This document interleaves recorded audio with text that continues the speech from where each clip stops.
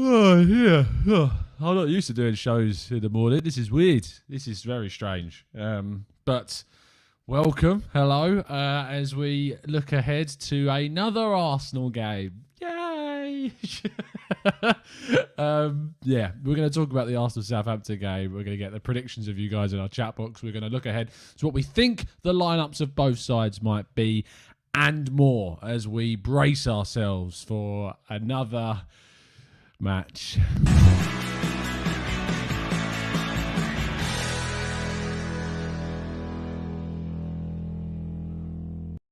Hello and welcome to the Gooner Talk, back again with you guys for another show, for another episode of our Raw Reaction preview show, in which we look ahead to the next Arsenal game, look ahead to the predictions, the lineups, everything. I'm not joined by a guest today. As you can see, it's very, very early in the morning. I didn't want to put that on anyone specifically, but we are still going to have a look at the Southampton predicted lineup, have a look at our lineups, and get your thoughts, of course, in the live chat.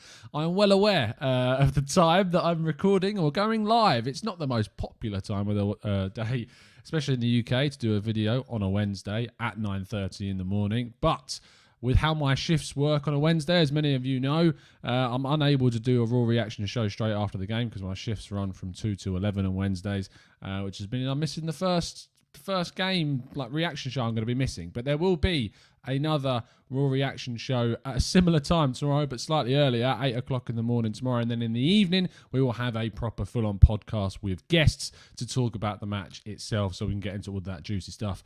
Or, well, I hope it's juicy stuff anyway. You never know with Arsenal at the moment. But hello and welcome and morning, and thank you ever so much for people that are tuning in the very early hours, or if you're in the East, it's probably quite a nice time for you. If you're in the West, you're probably not awake yet, and you're probably watching this on playback. But thank you ever so much for tuning in. And yeah, Southampton's an interesting one because I actually look at this game as a harder game than Everton and Chelsea right now, because both of those teams are a little bit up in the air. Chelsea have lost their last two against Wolves and Everton themselves. Everton have been up and down this season, whereas Southampton are on an absolute blaze of form. 23 points out of their last 30 is insane.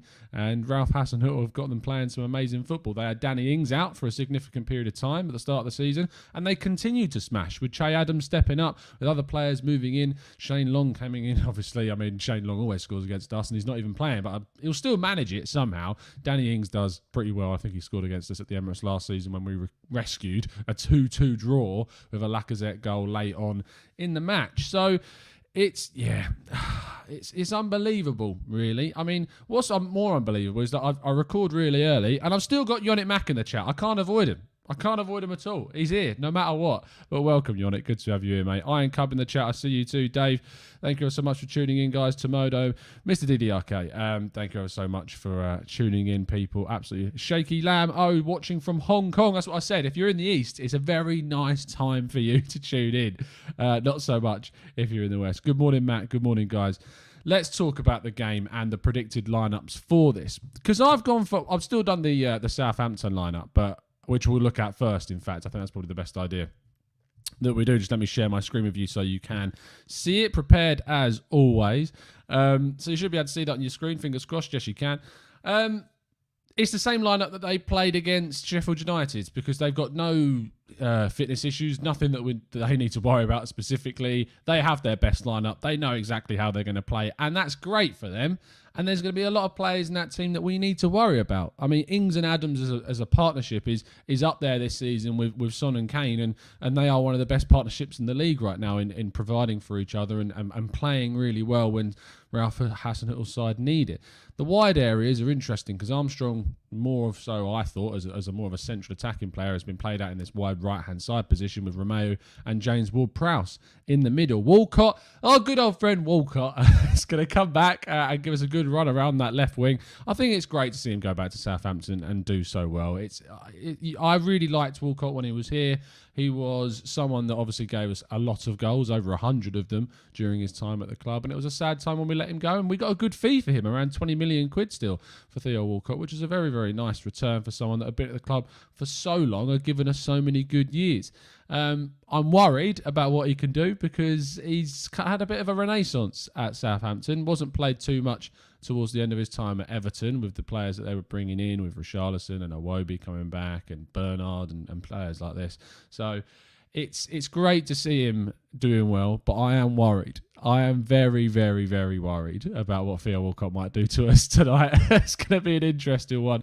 Bertrand, Vestergaard, Bednarek and Carl Walker-Peters have performed excellently this season, specifically the two centre-backs. They are a threat from set pieces. We need to be watching out for those. I know that defensively we've looked pretty good from set pieces this season, but Vestergaard in particular, massive centre-back that's got a really good head of the ball when he actually gets on the end of them. Bertrand and Carl Walker-Peters are going to be running up that wing, really overlapping those wingers as much as possible and getting those balls into the box and those incisive balls through for Adams and Ings to get through. And when there are going back to set pieces, James Ward-Prowse is a fantastic set piece taker. He is easily one of the best set piece takers in the league and someone that Arsenal need to be exceptionally aware of. So let's get your thoughts on the Southampton side ahead of the game. Shaky Lamo says, I don't feel confident Arsenal can pass through Southampton's pressing.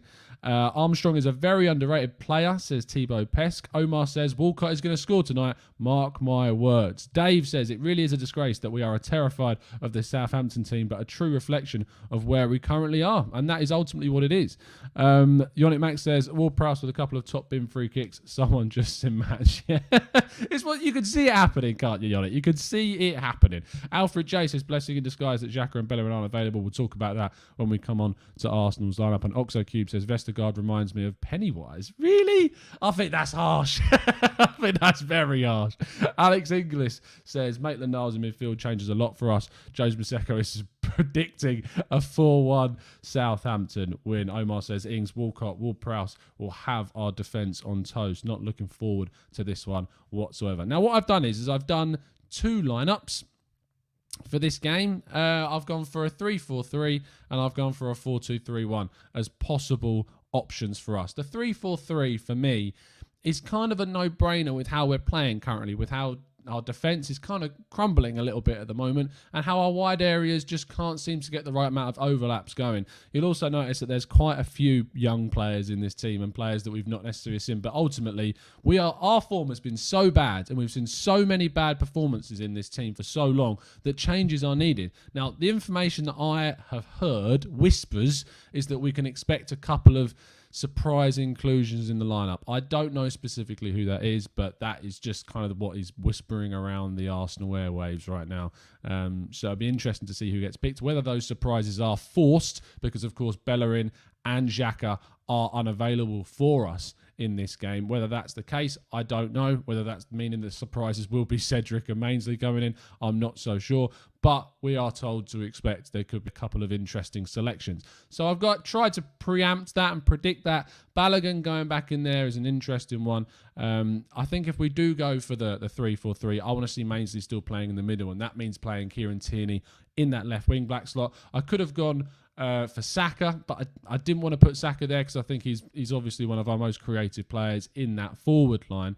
And yeah, Gunnar Matt points out, going by Balogun's tweet yesterday, do you think he's going to be involved? It was an interesting one, but we have seen him tweet things before games before and he's not then played. I think he tweeted before one of the Europa League games and he was still on the bench, and I think you can't obviously go for that. But the reason why I've gone for a 3-4-3 selection here is just because Southampton are so threatening, and their 4-4-2 formation, which overlaps with the wing-backs, is so good at overloading oppositions that we just need to be so careful that we don't get caught high up the pitch and that Cedric or Mainsley, whoever plays at right wing-back or right-back, doesn't get caught high up the pitch. And I feel like this gives us a little bit more. Marie going in there is interesting as well. I think it's the only kind of formation that you can play Marie and Gabriel together. If you play them both in a 4-4-2, you've got two left-footed players playing in those centre-back slots, and so you can't get that right-footed pass out as effectively to the right-hand side from the right centre-back. You could switch Marie with Louise or with Holding and go to that back four, which I'll talk about in a second. But I think that if you're going to play Marie and Gabriel together, it has to be done playing in a back three. Let's have a look at the second lineup that I've gone for, which is the 4-2-3-1. This one includes Emile Smith-Rowe playing as a number 10 and playing that position, and hopefully we see him tonight. I have a feeling that we will. I don't know whether it'll be in a 3-4-3 playing out in a wide position. I don't know whether he's going to be in the middle. Another thing that I would say is that I just get this weird Martinelli vibe. Don't quote me on that. It's not like I've heard anything specific about him, but I just get a little bit of a weird Martinelli vibe about tonight. I don't personally think he's done enough prep. I don't think he's played enough under-23s games to come straight in, but ultimately it'll be down to the medical team to assess him as a player, and he's just someone whose energy we desperately need in the team again. And if he is fit and ready and available, I kind of have a feeling that he might play him. So that's going to be interesting. Looking back at the whole lineup as a whole, the back four, if it's a back four, you can't play Marie. If Louise comes back in, great. I think it's someone that adds a lot of passing that we lacked when we don't have Holding. He played a couple of decent passes, Holding does, but Louise's distribution is just so much better. But playing in a back three, I do prefer Holding to Louise in that formation. But in a back four, I've gone with Louise next to Gabriel, Tierney and Cedric. The reason why Cedric is there is because I just want to see Mainsley playing in the midfield. We desperately need to add those legs. We need that running around the pitch, and we aren't going to get that unless we play Mainsley in the central part of the midfield, and that is a desperate need for us, because Xhaka just obviously is not cut out to be that mobile player for us. He needs someone mobile playing with him and behind him, as you see with the Swiss national team. And if you actually look at what goes on with, say, Zakaria, that goes on with him there, that's why he does so well. But actually, when you're thinking about Arsenal, we don't have the personnel to be able to give him that anymore. And so for me, especially in the Premier League, we need to be looking at replacing him with someone like Mainsley in the long term. Sabas remains in there. Sabas, I thought, was the obvious choice to replace Xhaka when we went up against Burnley besides Mainsley, because he just makes stuff happen a little bit more. His driving passes, moving forwards, picking up the ball, turning. Yes, I get he can be infuriating with the amount of times he turns on the ball, but actually he can be quite good at doing what he does. And playing behind another creative player in Emile Smith-Rowe could help us break down that Southampton team and not rely so much on crossing specifically. The forward line again, Balogun goes in there, and what was a constant in both sides is this front three. Pepe coming back is huge for us. I know that his form has been up and down, but just anything other than Willian is probably a positive. If Willian starts this game, what more can you say? Like, I've tried to back the manager, as you know, so much, but you can't just defend consistent selection mistakes. And if Willian starts when he doesn't need to, after playing a lot of the game at the weekend, I am going to be incredibly frustrated. Okay, so let's have a look at what you guys are saying. Biggest news here, Tom picks the Cedric. Yeah, I've been reluctant to pick him, but it's the only way that we can if we're going to put Mainsley in midfield. It would have been Bellerin for me still, but of course he's suspended. I know a lot of people want to hear him out anyway. Yannick Max says, oh, I like that lineup. Aziz may be on the bench as well. Tom, liking that second lineup, says, Iron Carb, if we play that and lose 3-2 or 2-1, people might still be a little bit happy. I doubt they'll still be happy after losing, but who knows. Dave says, like the 4-3-3 option, I would play Pepe on the left so much better there. That is an option. I'm hoping that if we play him on the right, he sticks a little bit closer to the central striker. Alfred says Louise is done at the club. More chance that Chambers or Mustafi will go in ahead of him. I think Mustafi's got no chance personally, because I just don't think. And actually, Louise's agent did come out and deny those claims about his rift with the manager, but that is something that you would expect. But it's worth highlighting for sure. Alfred also says Guendouzi would be the legs and drive we need in midfield. Just saying. The thing is about Guendouzi, he might be the legs that we need, but in my opinion, he's a poison chalice for Arsenal. He's not someone that I would sacrifice the integrity of the club to include. Matthias says, I see you are dreaming, Tom. You could dream. That's all we could do, mate, is we could hope. Kyle still thinks that Willian is going to start, as does Omar. Oxo Cube says it's just not looking good either way, is it? I just hope that come January, we're not in the relegation zone. Afterling says, I like that lineup and dropping Aubameyang. That's actually not something that we've mentioned. I've dropped Aubameyang. You have to drop the players that aren't performing, that aren't putting 110% in, that are not helping the team. And in my opinion, Aubameyang is not helping the team at the moment. And you just can't keep persisting with those players that do. Do I think he'll start? Yes. I don't see Arteta having the front about him to drop our captain at the moment and drop a personality like Aubameyang, but we'll just have to wait and see. Top Tecker says, Defo want to see Emile Smith-Rowe play. He's loved at Huddersfield. He practically kept them up last season. And we might need some of the players that are good at helping teams stay in the league. Gunamat says, don't get the hype around MG. Headless chicken. Yep. again, I kind of fall on the same side as you about Guendouzi for sure. Thibaut Pest says Marie's height would help against James Ward-Prowse's set pieces. Really good point. Matthias says would be a fun lineup to watch. And Iron Cub says I hope at least with either Cedric or Mainsley playing right back, Arteta will make the overlap which allows Pepe to cut inside. With Bellerin, he always goes inverted, pushing Pepe out wide. It's very annoying. Let's get your predictions then ahead of this evening's game. Tell me what you guys are thinking in terms of a predicted scoreline. I'm going to remain positive. I like to remain positive as much as possible. I went for 2-0 on the podcast the other day. It's complete blind faith. It's not based on any evidence at all. It is purely me being an optimistic, positive person, which I've tried to be for so long, even though we consistently see problems. Afterling says 2-0. Oxo Cube says 9-0 Southampton.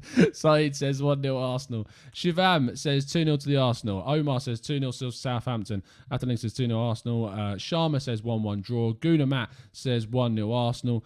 Shaky Lamb O says 2-2. Yes Vanth says 2-0 loss for sure and says 1-0 with a late winner. That would be an exciting one to finish the game. Aziz, 2-0 with a brace, says Chris Bright. Amir says, hopefully 1-0 Arsenal. Joe says 4-1 Southampton. Mohammed says 2-1 Southampton. Yannick Max says 2-1 to the Arsenal. Don't know what's happening in my head. Yes, Yannick, I'm loving the positivity, son. Thibaut Pest says 2-1 Southampton, which means we do score. Mr. DDRKR says 1-1.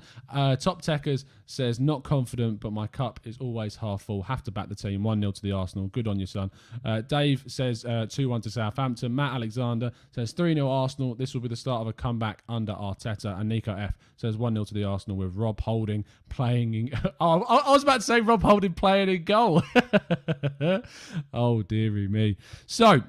that rounds off our prediction. As I said, no immediate Raw reaction show straight after the game as usual. I am working, as I've pointed out on the several last few shows. There will be a reaction show in the morning, same sort of time as you've seen me come out today, but a little bit earlier, 8 o'clock. Tomorrow morning is when I'll be jumping on to talk to you guys. And then in the evening, tomorrow we'll have a regular podcast with some guests. In fact, I can tell you who those guests are. If I get a little bit more organised and go onto my Google document, I can tell you who is actually going to be on the show tomorrow.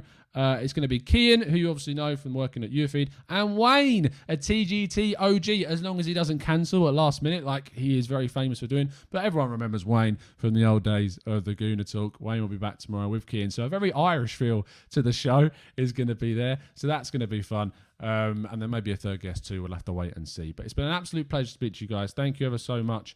And I hope you can drop a like on the video. I hope you subscribe to the channel if you're new around here and you check out some of the content that we've been putting out. Me and Owen had a really, really good discussion yesterday on the Let's Talk Arsenal show. There's a lot of opinions. Me and Owen don't agree on a couple of points. And so it's good to get a couple of differing views as well as you guys in the chat box throwing your 10 pence in. As always, I'll see you again tomorrow morning for the reaction of the game this evening at 8 o'clock UK time, and then join you again in the evening at about 8:30 tomorrow evening to do the podcast. So I'll see you again very, very soon. And as always, up the Arsenal.